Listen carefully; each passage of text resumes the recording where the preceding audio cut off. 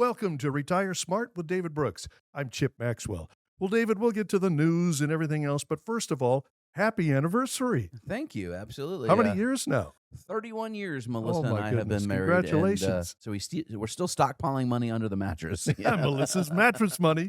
Yeah. So yeah, we've been blessed to have 31 years. A lot of highs, a lot of lows, but it's been a great ride. And anyway, so it was really cool. We actually went out for a really nice dinner on our anniversary. Actually got to take her out on our anniversary. Sometimes work gets in the way, and so anyway, it was a blessed week. So thank you for that. Well, one of our themes for this show is the team we're building here at Retire Smart. And because you're building a team, there are other advisors who can take over some of the events so you can take your wife out for dinner Yeah, on that was your nice. anniversary. Absolutely, Yeah. because we had an event scheduled the night of our anniversary, and somebody's like, "You're supposed to be speaking," and we were able to interchange that now, so that was nice. Oh, So, well played. Well played, David. Hey, congratulations to the College World Series finalists. We hope all the fans have been enjoying their time in Omaha. Hope the LSU fans have recovered from all those Jello shots. Go look that one up if you're not familiar hey, with great that. cause. They're raising a lot of money for charity with It those is Jell-O actually shots. for the so, food bank. Yeah. Yeah. All right.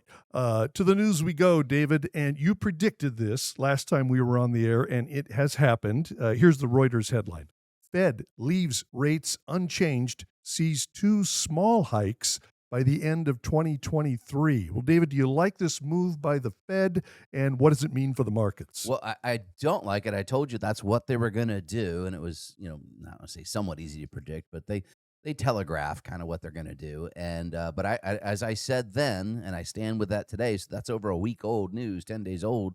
Is they made a mistake by pausing, which means they lose the efficacy of the previous 10 hikes. In other words, just keep going to get the prescribed result. Then here we go this week on Wednesday morning. Jerome Powell gave a speech, says, yeah, we might have to go even further than we talked about. So remember, a week and a half ago, he said nine of the 18 voting members agreed they would have to go up at least another 50 basis points, two more quarter point hikes. This week, he gave a pretty hawkish speech saying, the inflation fight is far from over. And then the markets, of course, kind of took a breather on that news. So they should not have paused. It was a mistake by waiting. Europe went ahead and raised more higher rates as well. You've been advocating rip the Band-Aid off all along. Just take the medicine up front and get it over with. Well, because what's called sticky inflation is in there, and that's in our housing and our rents. And housing starts had a phenomenal jump, biggest one ever this past week, and we can talk about that a little bit later. But so housing is still a pain point. Housing is not cracked, if you will. We've seen it retrace in some of the markets that went kind of crazy. We've talked about it over the last couple months, San Francisco and Phoenix area. You're seeing some breathing there, but there is, until you kind of get housing and jobs to actually crack, if you will, and kill demand, they're still going to have an inflationary problem. And that is still the problem. And that's what they kind of recognized after the next set of data came in. So again, just rip the Band-Aid off. They're going to create what we call demand destruction, Chip. It's going to harm our economy. It's just the way it is. But if they don't do it, we end up with a prolonged period of stagflation. And those of you who are older than I am, remember the 70s. It's the only time in our history we went through a prolonged period of stagflation. It was very painful times where you have basically no growth. You're not really in recessionary. You're not really retracing the economy, but things just keep getting more expensive. And therefore, eventually you have, the economy breaks and you end up in a very, very depressing recession that can last for years, where if they just rip the Band-Aid off, they could create a recession, and then about 6 to 9 months later, they can reverse course and start to stimulate the economy and get us out of that cycle. You said in our team meeting this week, David, that the markets are going parabolic. And I scribbled a note down because I have a fuzzy, hazy recollection from math class that a parabola is a symmetrical curve. But beyond that, what does that mean to say the markets are going parabolic? So they steepen. So imagine a slope, right, steepening up. And as it steepens, that parabolic curve, exactly. Think of a plane. If you're in a plane and you pull the yoke back and you go straight up, at some point, the engine can't handle it anymore, right? If you're still going straight up and you stall. And that's what happens to the marks. It's gravity, right? And so the stock market goes too far, too fast, and therefore it pulls back. And we saw that this past week because of that. And then typically it's going to look for some kind of news catalyst as an excuse to sell. But really the valuations got ahead. And we've talked about it a lot here over the last couple of weeks. There's only 5 to 7 stocks carrying the load here. And so if any one of those turn around, like the big behemoths like Apple or Amazon or NVIDIA, Microsoft, Netflix, Tesla, et cetera, then the market will correct severely. And if they all correct, it can get really ugly really fast. So we saw this almost like FOMO rally, FOMO, fear of missing out. So people were buying because they just felt like they had no choice. But as we said, our clients are older typically. They're not necessarily asking us to hit home runs. They want us to be a little bit more conservative. They want to make sure they have, to Will Rogers paraphrasing, I'm more concerned with the return of my principal than the return on it. And it could get ugly if the economy falters, and the Fed is going to break our economy. David, you sent me an article from the Peterson Foundation. Peter G. Peterson is a native of Kearney, Nebraska, and a financial professional. He was with Lehman Brothers. He served in the Nixon administration as a financial official. And this Peterson Foundation is a fiscal watchdog group. The headline is the U.S. fiscal outlook has gotten worse over the past year. Here's why. David, why'd you send me the article? What are the takeaways from this? Okay, so we just got through the debt ceiling debacle, if you will, this political theater, and you knew they're going to raise it. And so I also sent you another article talking about liquidity getting trapped and pulled out of here, right? And so here's the thing: the debt. There's a couple articles I sent that we could cover here. So our national debt, Chip, just skyrocketed past $32 trillion, right? And the Treasury is trying to refill the coffers, so they ran the Treasury down as we got to the end of our spending limits here, right? Remember the due dead date, drop dead date was, according to Janet Yellen, Treasury Secretary, June 5th, right? And we got the debt ceiling passed about a week before that. Well, the Treasury was basically empty, so they have to fill the coffers. So what do?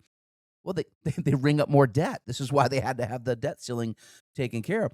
So in June alone, they're halfway there now. They've already raised over $572 billion in new debt. So over $500 billion in 2 weeks. And they're going to do $1.3 trillion to our debt, Chip, this month.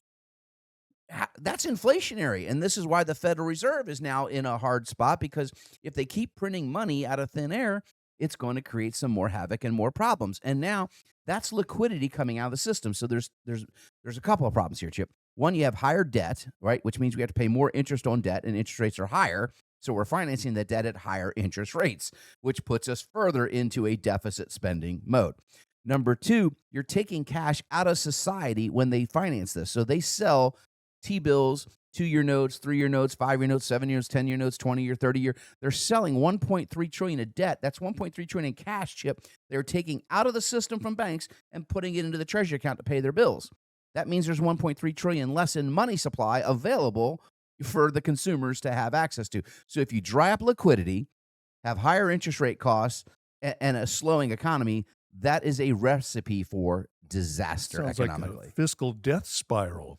And it will be. And so back to the first article we referenced here, right? So the Peterson Foundation talked about, debt doesn't necessarily matter until it does, right? And here's the problem. We've added to our projections just between now and 2033 another $3.3 trillion in debt without any changes. And again, nobody wants to talk about spending cuts. McCarthy failed the Republican side of the aisle. The left side of the aisle wants to keep spending, acting like there's no big deal here. It's a very, very big deal. If we don't control our spending, we don't have a revenue problem. We have a spending problem. It's very simple to look at the math and the numbers. And if we don't do anything to seriously correct it, Chip, we will be consumed in a decade. All the revenue that the government is projected to collect will go just to pay interest on the debt at the current rates. All of it, 100% of it. So how are you actually going to pay for all the services we provide? Medicare, Medicaid, Social Security, defense spending, and all the other things. So it can be a real concern, and we need political people to stop being political here and just be fiscally responsible to our country, left, right, and different. That interest payment alone on the debt, I just want to make sure people understand what you just said. That's going to be a monster that ends up consuming a majority of the budget in very short order. We are predicted to have almost $50 trillion in debt by 2033, okay? So if at 4%, if you finance that at 4%, Chip, how much is that, right? Well, that's $2 trillion just in interest. Yeah. Let alone a principal payment. Think of your car payment or your mortgage. That's more than we collect in income tax in a year right now. Yeah. Okay. The government, that's half of our income, basically, is income tax. That's more than we collect today. And 100% of our income tax collection wouldn't even basically cover the interest on the debt. And of course, that's assuming rates were only at 4%. What if they had to go higher? Like we talked about, what if they're higher? And this could become a death spiral, and it could be it's critically important that basically, regardless of politics, I understand people have different beliefs on social programs, all this stuff. We have to be fiscally responsible, and that doesn't seem to be the suit du jour. Well, I'm laughing because, yeah, speaking of fiscally responsible, so you're right, David. We got the Peterson Foundation article, and then Wolf Street. Wolf Richter is a financial commentator, and it was Wolf Street with the headline: U.S. national debt hits 32 trillion, up 572 billion since the debt ceiling was suspended. And now here comes an article from Zero Hedge. Federal agencies admit to 3 trillion in improper payments since 2004. Doesn't exactly raise your comfort level, does it? Well, no, and they don't claw it back. They don't go get it. Oops. Sorry. Yeah. And of course, there's no accountability to all the money being sent to Ukraine. We have no cash accounting of anywhere that money's going. And the American public, regardless again of political affiliation, I think is getting just fed up with this just outrageous, bad stewardship of our dollars. And again, this is why we talk about it, because this is so critically important to the future of our country. This is now becoming a security matter, national security. If we can't pay our bills, then our credibility goes down around the globe, and that is a problem. If you are looking for good stewardship of your dollars, get the complimentary report card from Retire Smart. No charge, no obligation. We look at your whole financial situation. Maybe you're in good shape. Maybe you need to make some changes. Now's the time to find out, especially in these uncertain, turbulent economic times. 402 369 7777 for a complimentary report card. 402 369 7777. Up next, financial advisor Alex Murray is one of the rising stars at Retire Smart. We visit with him next on Retire Smart with David Brooks. Welcome to Retire Smart with David Brooks. I'm Chip Maxwell. The families we serve at Retire Smart have entrusted us with helping them optimize their quality of life in retirement. We are building a team to provide the long-term, top-quality service our families deserve. That means developing young talent. David, please introduce our special guest. Thank you, Chip. Yeah, I'm actually really excited to announce our guest this week. It is none other than Alex Murray. Alex is one of the financial advisors on our team. And I believe, if I'm correct, you were actually like the seventh most tenured employee at this point. Yep, I think back 2 years ago, so now. So Alex actually started as an intern. He was majoring in finance at University of Nebraska, and your parents actually had been listeners. Your dad, I know, is an avid listener of the Mhm. radio show and had listened. And they came in for a consult with me, and that was a while back. And then they just said, "Hey, can our son come along? He's actually studying finance." And then we saved you from going to do an internship, I think, somewhere else. We'll just leave it at that. And Yes. and so you interned with us for quite a while, and then once you graduated, you've been on board here for some time now. So anyway, really excited to have you on the show for the first time. So thanks for taking time to stop in. Yeah, thanks for having me on. So what I wanted to do, the reason I asked you by Alex, is you're a little bit younger than I am. In fact, this past week, my wife and I, Melissa, just celebrated our 31st wedding anniversary. So I've been married like almost a decade longer than you've been on the planet, right? So but I want to talk about is why it is so important in general that we get some youth into this industry in particular. As you've already noticed, there's not a lot of young guys working in this industry, are there? No, there's not. It's definitely an older gentleman's game, if you will. Yeah, and so the statistics, and I used to know it was over 50% were over 50 years of age, but you actually went and dug up some statistics for us to kind of give us an idea of where we're at. So basically, how many advisors in the financial service industry are over the age of 40? I mean, what or percentage wise? Yeah, so a little over 70% are over the age of 40. So it leaves about 20 or 28 or 30% are under the age of 40, which is pretty Well, staggering. that's concerning because the problem, and I always joke with clients, hey, never hire an advisor older than you. Your advisor's going to retire before you do, and then what are you going to do? You have to go change who you're working with, and so we always think it's really important to have younger talent. And of course, the other area we want to talk about is we don't.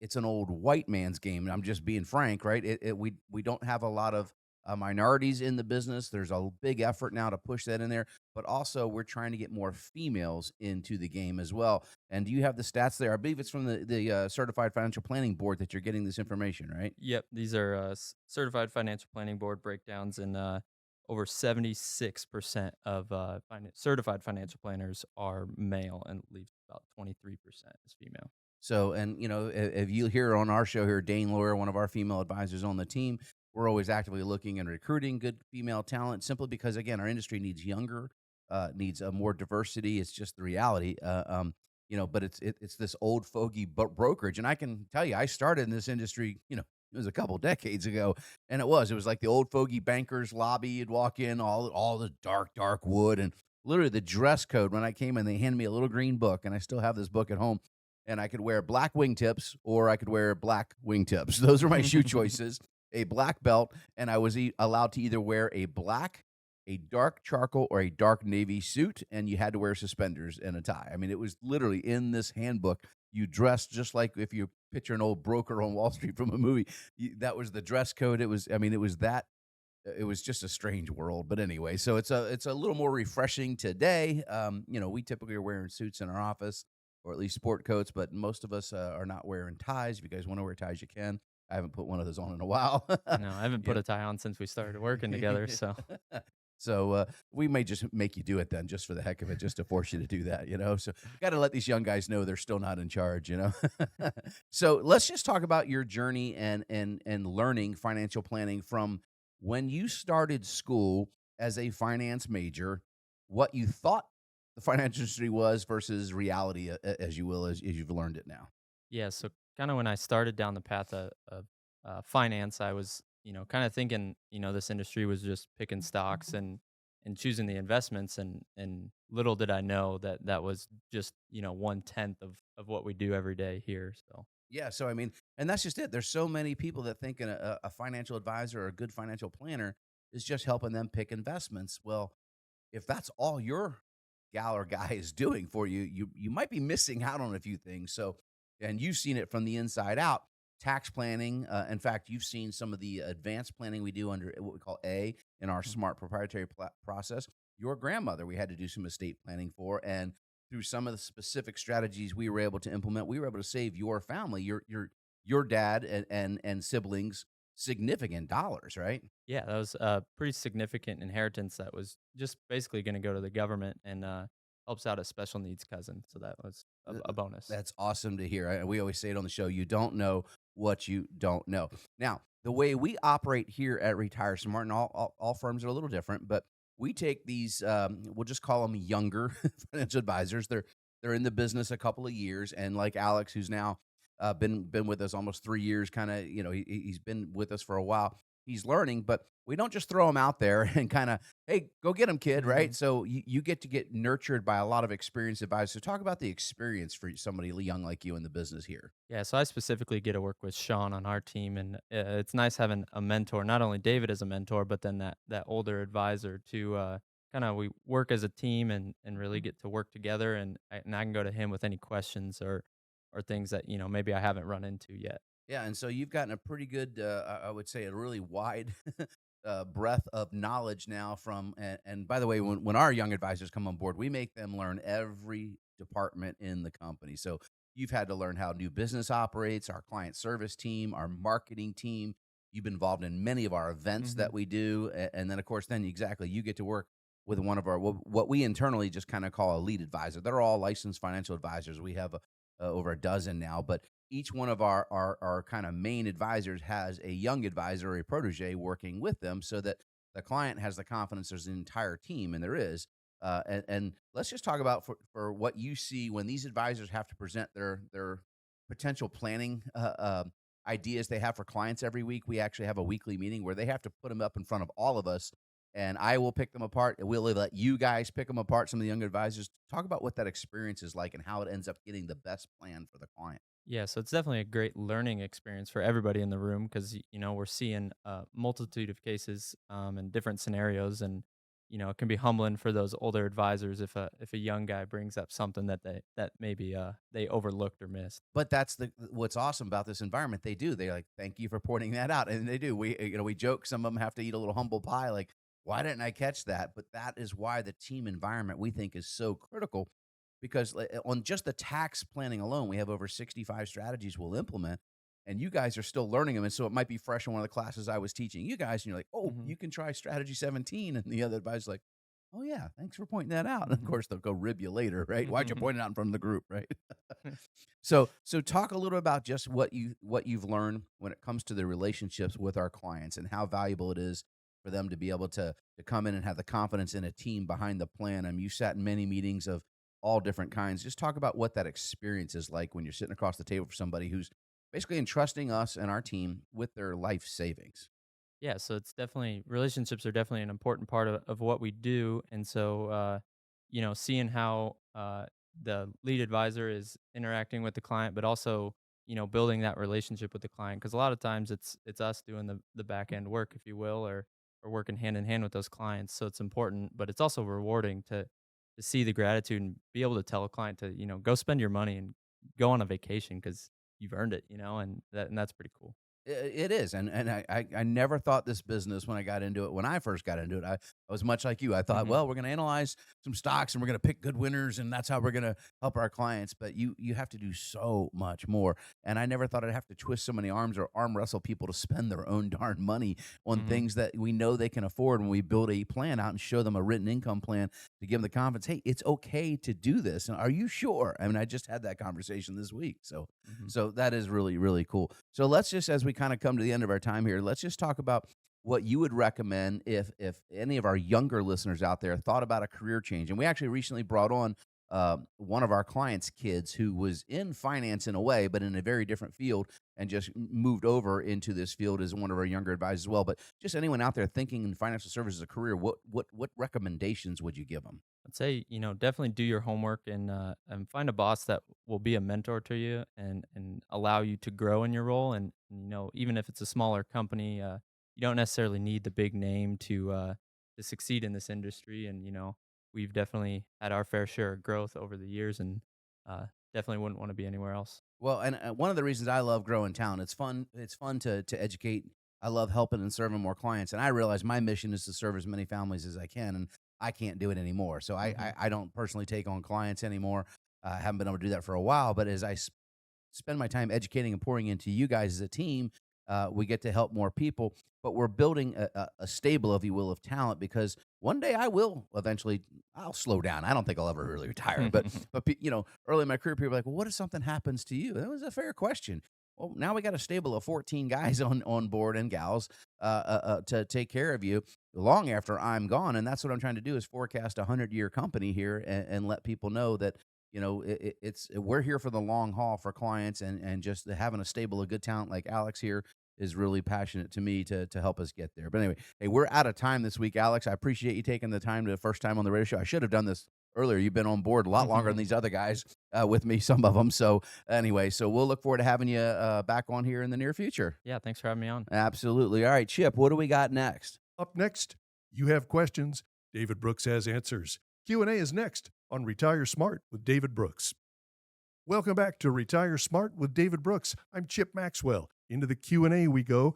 David, the first question is about something we talk about periodically, the gold IRA. And the question is, I keep hearing an ad on the radio by former Congressman and Libertarian presidential candidate Ron Paul promoting a gold IRA as a hedge against the current financial uncertainty. I seem to recall you being wary of this strategy. Is that still true? It is, and there's a myriad of reasons why. So let's talk about the asset class by itself first. So gold, our dollar used to be backed by it till Nixon took us off, I think in '73. So 50 years now we've been off the gold standard. Sad to think about that, but anyway, so it's a store of value, right? And so what happens is gold, Chip, when it comes to physical gold, gold's price is basically a direct reflection of the value of currency that you're buying it in. And you can buy gold if you live in different parts of the world in different currencies. So you could buy it in dollar terms, euro terms, what have you. And so there are arbitrages, there are opportunities to take advantage of gold prices when they're priced better in different currencies than the US dollar. Now we're not going to get into that discussion today. But gold in the IRA, and I get it. A lot of people are paid. These are paid endorsers. So look at the little fine print on the TV. You've got like William Devane. I mean, old actors. You got Pat Boone, I've old seen some singer, right? athletes, I think, Yeah, too. yeah. Some athletes doing it. Mhm. Ron Paul, who actually like Ron Paul. I mean, but they're just they're not to say fear mongering, but they're preying on your nerves that, hey, the dollar's going to collapse. Well, when the Fed raises interest rates, the dollar actually gets stronger. We've seen that over the last couple of years. Typically, the dollar is still over 68% of all world transactions, still the reserve currency of the world, and there's zero chance that goes away in the very near term. And people will tell you otherwise. I'm just giving you my humble opinion, of course, but here's the reason. The next logical option would be the euro. Well, countries are leaving the euro, right? You saw Brexit and what that went through. You see other countries went, and the euro is in recession as we speak right now, the eurozone, right? And then the third currency that people are nervous is basically the yuan, the Chinese yuan, right? Well, though they don't set that. They don't let the market set the price of the yuan. The government sets the price. So nobody's going to allow that to be the reserve currency, because you just don't know what your currency will be worth. You could wake up tomorrow, we decided to value 20%. It's too arbitrary. So there's no chance, zero chance, in my humble opinion, that the dollar goes away from reserve currency. It probably in this decade. Could it change in the future? Absolutely. So the idea behind these gold IRAs is, hey, protect against the dollar devaluing. Well, there's some limitations to how far it could go down. By the way, it's good for our economy when the dollar does fade in reasonable terms when it goes down, because it makes our exports more attractive around the globe, and our companies do better, and our economy seems to do well. So the other problem is understanding all the details. If you own a physical gold IRA, and we've talked about this on the show, where people got their gold shipped to them in a safe, if you remember, if you touch the gold chip, it is no longer in the IRA. You've broken the seal of tax-deferred growth. Okay, so now the entire account, and we've talked about cases where we've gone before the IRS, the entire account is now taxable, and you're having to pay taxes and penalties if you're under certain ages, and you can lose up to half the value, right? And on top of that, gold is a very volatile asset. It's one of the most volatile, has a high beta score. In other words, it's way more volatile than the stock market in general. Gold can move 20% in a week in some points. And if you inflation adjust and let's go back 40 years ago, 1983, gold has averaged about just under 4% annualized rate of return. The stock market has done 2.5 times that. So is it really where you want to put all your assets? Now, tactically, should you own gold at certain times? Absolutely. And if you're going to own physical gold and silver, do it with outside, not IRA dollars. Because the other problem, Chip, is you have required minimum distributions on a gold IRA. You're going to take that gold bar and take a butter knife and scrape off your required minimum distribution. How are you going to get the dollars out? And then the cost to buy and sell the gold in these IRAs is what people get blindsided with. And we've seen people lose 30% of the account value just in fees, because then you have to pay to store it somewhere. You have to have somebody give a valuation on it every year to give the IRS a value of your IRA. So I am not a big fan. I would rather you own physical gold and silver, not inside of a retirement account. So maybe as a part of a portfolio. But it's part of our portfolio. So let's be clear. We don't absolutely use put metals. all your eggs in that basket. Oh, my gosh. Yeah. Please don't. All right. David, the next question is about 401k accounts and taxes. And the question is, I love the idea of making tax-free 401k contributions and letting them grow until I need the money in retirement. But a friend who went to one of your presentations said, I'll end up paying more in taxes in the long run. He said I was playing right into Uncle Sam's hands by deferring taxes, but his explanation was confusing. Did he misunderstand you? Okay, so let's understand. A 401k, it's not a tax-free contribution. It's a tax-deferred contribution in what's called a traditional 401k. And this could be a 403b, a 457, 401a. There's about 30 different types of tax-deferred accounts in America. And the most common are workplace accounts, like we're talking like the 401k. Or so your workplace, you can defer money in there. So you're taking it off your taxable income now. You're making the contribution with pre-tax. You're not paying any tax. Then you're investing in this account for the future day. And of course, we were told, hey, defer your taxes because when you're retired, Chip, supposedly you'll be in a lower tax bracket. Well, as I've shown you from the data over the years, less than 4% of our clients, that's a reality for. It's simply a myth to most people, because the older you get, and we're living longer, so we're working longer, we're retiring later, a lot of people are, and the account values get bigger and bigger and bigger. Very common to have somebody walk in with $1 million in their 401k today, where 20 years ago, that was very rare, in fact. So you're saying for more than 90% of our clients, they find themselves in a higher tax bracket in retirement than they were in their working lives. If we don't do the planning we're going to do, yes, absolutely. And then we can show you how to mitigate that. So what your friend was trying to convey to you is 88% of all workplace retirement accounts in America now offer a Roth version. So you put the money in there, it still grows until retirement, et cetera, but you pay tax on it now. So you get no tax break today. And the reason that we talked about this, Chip, is tax rates go up. We know this in 2.5 years. So if you're in your 40s or 50s and working right now, your tax rates are going up in 2.5 years. That's the law. And I assume you think you're going to make more money going forward, not less. Most people are going to get raises each year, right? So your income is only going to go up during your working career over the next 15 or 20 years if you're one of those people. So why would you want to defer a tax today? Let's just say you were at the 22% tax bracket today. You're deferring money into your account and skipping out on a 22% federal tax today, and that would be a single filer making 100 grand. Just give you an example right here. Where in the future they're going to take that money out. If they're going to retire on 100 grand, they would have to pay tax at 25 or 28% under current law when they take it out. Why would you do that? Not only are you going to pay that higher tax on what you put in there, you're going to pay that higher tax on all the growth of those dollars as well. And again, CPAs and financial advisors get this wrong all the time because they don't do the math. And that's what we do, Chip, is we'll actually show you logically. You can tell me what rate of return you want me to assume. I mean, we'll use your numbers or ours, but we'll show you what your projected value will be when you walk into retirement and what your tax rate will be based on the known sources of income you're going to have. And most of us are going to have what we call forced income, Social Security or railroad retirement, or if we're blessed to have a pension, et cetera. You can't turn those off, Chip. And so any other taxable dollars you take will increase your tax bill. And by the way, every taxable dollar you get in income outside of Social Security makes a dollar of Social Security taxable, up to 85% of it. This is why tax planning is so critical for a good holistic financial plan, especially those that are, going to be in retirement in the near future. David, this question is from someone who works in the Methodist health system. Apparently, there's a change looming in the 401k system there. The questioner says, I work in the Methodist health system. Our 401k plan is about to change. There is talk swirling around me about moving funds into IRAs, increasing or decreasing risk, expanding investment portfolios. It seems like there are opportunities, but it's overwhelming. Is this the kind of thing you do? Well, it is what we do, David. First, tell us what's going on at Methodist and what might we be able to do for this questioner. Absolutely. So basically coming up here actually at the end of June, Methodist is switching over to a new provider for their workplace retirement account. And their old provider did not allow what we call in-service withdrawals. So most people are allowed to take the money out of their retirement account and move it if they choose from like a 401k to an IRA at age 59 and a half. This is called in-service withdrawal age.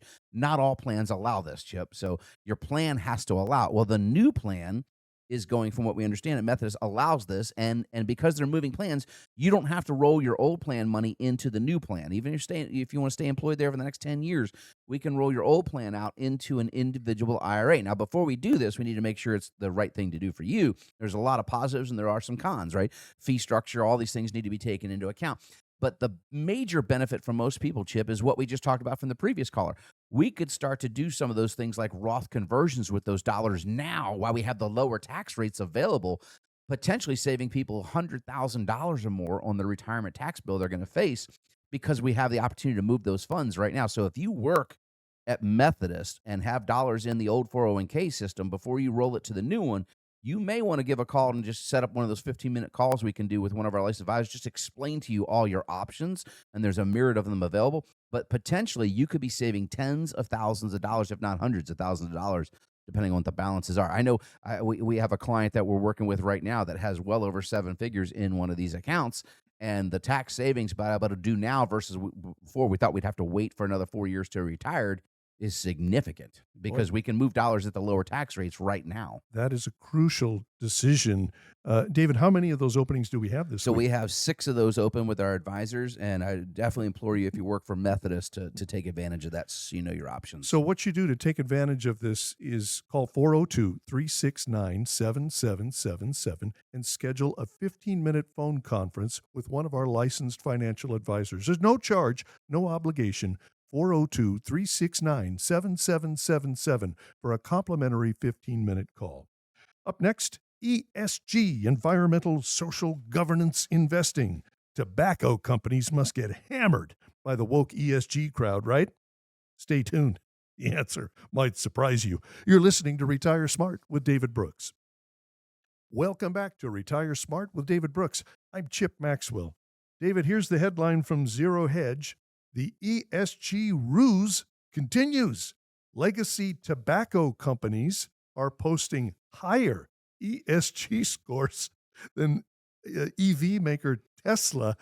How can this be? I thought the tobacco companies would be the ultimate sinister evil monsters of the ESG world. And yet the largest ones like old Philip Morris, Mo, Altria, et cetera, are some of the best scores on the planet right now. And this is why I'm sorry, it's just not a very reliable scoring system. Number one, the way they score so well is their board makeup.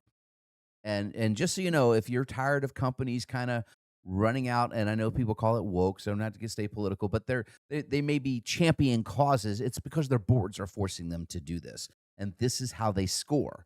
They're being mandated from companies like BlackRock, the largest investment firms out there, and Vanguard's boards that they want high ESG scores on the companies they're investing in, and because these behemoths have such big investments in these companies, are typically the largest shareholders via their index funds, et cetera, they can kind of put a little pressure on these boards. And so now these boards are made up with what's called DEI, right? Diversity, equity, and inclusion board members, even though it has nothing to do with what's actually prudent as a fiduciary responsibility to the shareholder. And so you're seeing pushback, by the way. In fact, the House of Representatives just introduced legislation to make it so you can't force ESG on a board or put it in retirement accounts like 401ks and 403bs. So we're at least having some discussions in Congress on this stuff now. But what's ironic is exactly, you would think when you're trying to invest cleanly, and we get it. Some people, I mean, I've been doing this a long time, Chip. People used to come in and tell us, I don't want to own tobacco companies, right?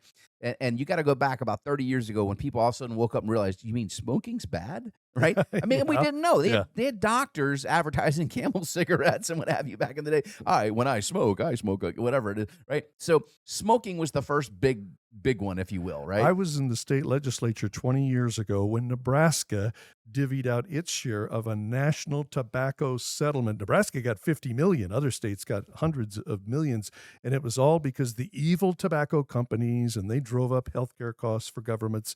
That was the rationale. I can't believe 20 years later where we are with these ESG scores. Tesla gets a 37, Philip Morris 84, British American Tobacco 94. And it's Alice in Wonderland. It's upside down. Because again, the way they score this is not the actual effect on society. It is the effect of their board is the biggest score. And guess what? Tesla's board is almost exclusively made up, dare I say it, white men.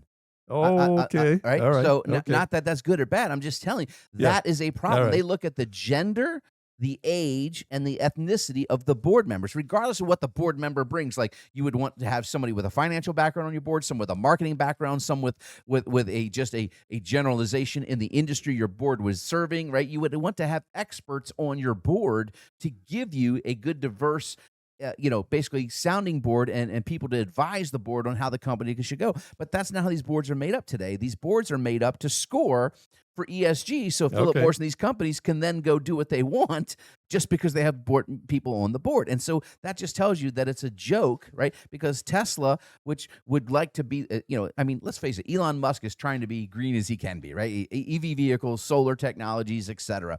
But the reality is, and by the way, we can talk about whether that's true or not. Just look at a lithium mine. But it's a joke when it comes to investing. And the problem I have with this, Chip, is being an advocate for my client base, being a fiduciary, is that this adds compliance cost to the board of companies, and it adds cost to the funds, the exchange-traded funds or the mutual funds that are choosing these investments. They have to now go prove to society, and the SEC's got proposals where they have to report to them how much ESG scores they have within the investments, and that ultimately doesn't get the best return for the client who's relying on these investments to take care of them in their golden years. Again, it's the exact opposite of what you want to have happen is happening, and that's what happens when you get overreach in government or regulation of any form. Well, you just mentioned a moment ago that things are stirring now on Capitol Hill. Here's a CNBC headline, David. House GOP retirement fund bill takes aim at ESG investing. Would this be an appropriate exercise of government authority here? I just want them to stay out of it. So I don't want them to actually forbid it. Listen, we have a screening tool here, Chip, that we can screen your investment for. So if you came to me and said, I don't want to own any firearms, you don't like guns, that's fine. As a fiduciary, we are here to do what you ask us to do. And I can screen every investment we have or that you currently have if you're elsewhere and just tell you, oh, you own Did you own your investing 4% in gun manufacturers or weapons or defense companies or tobacco, if that's your thing, or you don't want to have fossil fuels in your portfolio, whatever it is. But I have to disclose to you as that same fiduciary, we may hinder your return by eliminating some of these industries or companies in the portfolio. But absolutely And happy to some do it. people might say, that's fine. I'll Well, take that hit. I don't Yeah. want to be mandated by the government to Got do it. this. I want the client to mandate what we want in the portfolio. That's the way it should be. So I want it to be where I want Congress to pass a rule where you can't mandate it, but I also don't want them to pass a rule that says you can't have it. I don't have any problem with the 401k is going to have like 12 funds lined up that are without it and maybe 5 or 6 with it. And then the consumer can make the choice. Again, the more the government says we're here to help, the more we know it's probably going to. We're from the government. We're here to help. That's not what you want to hear. And so less government means better for society. And that's proven time and time again. David, you mentioned that BlackRock was one of the high-profile companies making ESG-related news. Well, BlackRock's getting some attention now for a different reason. This headline is from City AM. It's a financial website out of London. The SEC's previous rejections of a Bitcoin spot ETF raised concern over BlackRock filing. There's a lot to unpack on this, David. Bitcoin's involved. ETF, we're talking about exchange-traded funds? Yes. So ETF. What's going on here? Exchange traded funds. Well, first off, this again, we got people that really don't like BlackRock, and I'm with you. Be honest with you, we don't really like to use those. Larry Fink is their CEO, and he's one of the biggest proponents of pushing things like ESG. What we were just talking about. In fact, he's on tape saying, "Well, we're just going to force the companies. We're not going to ask them." That's what upsets me. I don't want mandates. However, I think it's funny that they lobbied the regulatory bodies like the SEC. Oh, these cryptocurrencies, I don't know. And lo and behold, we've seen failure after failure, and the SEC's gone after and filed suit against Coinbase, Binance, Sam Bankman-Fried's company last year, right? You see these things go away. And now that the deck has been cleared by all the guys that were in there making money in crypto space, whether it's good for you or not, again, by the way, we're going to have our digital liaison on here, I think next week. Brad, one of our advisors who's actually certified in digital assets. Yes. He'll be on the show. So if you're interested in this, make sure you tune in next week. But so now I find it interesting that the largest asset manager in the world, BlackRock, has filed for a spot Bitcoin ETF where everyone else tried to do it has failed. Let me give you some background on BlackRock and their success rate. They don't file these if they don't think they get them done. They have filed over 520 different ETFs in their history, for approval. They've only been denied once. So they have well over a 99.5% success rate when they go through the pain of spending the money to create this. So they're probably going to get this approved, which means they will have a corner, if you will, almost on the market for the spot price of Bitcoin. But I thought the SEC didn't say it was a security. Again, it's not a level playing field. And that's my problem here, right? I don't care if you want to invest in cryptocurrency or you don't, if you think it's an asset class that you want to be involved in. It should be a level playing field, and we shouldn't have a monopoly. And this is what they'll have is if they get this approved. So this is a real problem, and I think Congress needs to be looking into this. So hello, Mr. Bacon, if you're paying attention this week. So this will be a problem for a lot of reasons. If they get approved. And again, it's going to be a big backlash against the largest asset manager in the world, which they're already getting a public backlash. But even the CEO said, well, we lost $400 million because some of that backlash. Doesn't matter. We gained $100 billion or whatever it was in new assets, whatever he was framing. So could be a problem. We'll keep an eye on that as well. David, in our final minute, let's review here. We've got the tax planning guide. That's 32 pages, chock full of data and charts. We've got 6 15-minute phone conferences available if people have a question about taxes or something else related to your retirement. And of course, the report card, the comprehensive review of your entire financial situation. All of this, no charge, no obligation. But you need to give us a call, 402-369-7777 for any or all of these items. 402-369-7777.